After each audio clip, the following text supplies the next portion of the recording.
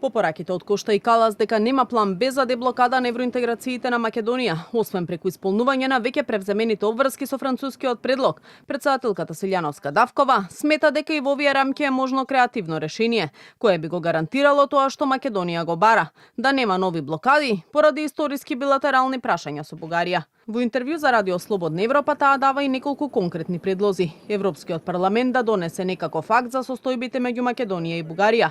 Европскиот совет да даде инструкции или да се прецизираат ингеренциите на историската бугарско-македонска комисија со конкретен акциски план.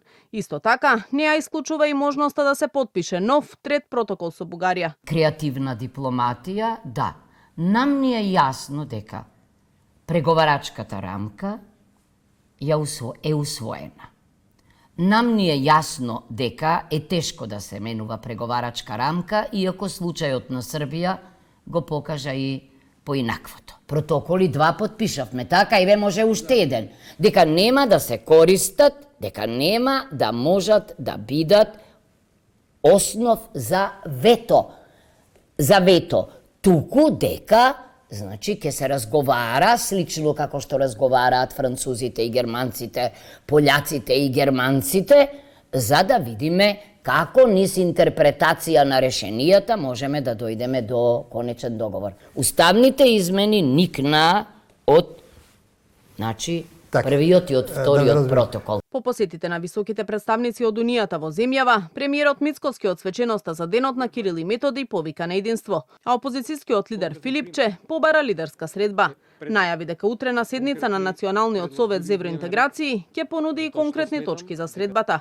Дали ќе прифати лидерска, Деновиве Мицкоски најави дека ќе се произнесе по добивањето на конкретните точки на кои би се разговарало, но во ВМРО ДПМНЕ во моментот не гледаат причина за таков состанок. Би сакале Венко Филипче да не ги користи приликите за лидерска средба за да си го крева рейтингот. Лидерска средба имаше само пред 1 месец и сметаме дека нема потреба за истото. Доколку Филипче сака да си прави средби со своите коалициони партнери, може да го направи тоа со Али Ахмети, со Таравари или со Димча Пасиев, бидејќи тие се исти луѓе со исти вредности. Дали е можно некакво придвижување на процесот се очекува да биде појасно по евентуалната средба Силјановска-Радев на самитот на НАТО во Хаг за 1 месец, што ја иницира првиот човек на Европскиот совет Антонио Кошта, а на која би требало да присуствуваат и челниците на ЕУ и НАТО, како и представници на САД. Но и по 2 дена откако иницијативата беше јавно споделена, од Софија се уште нема конкретен одговор.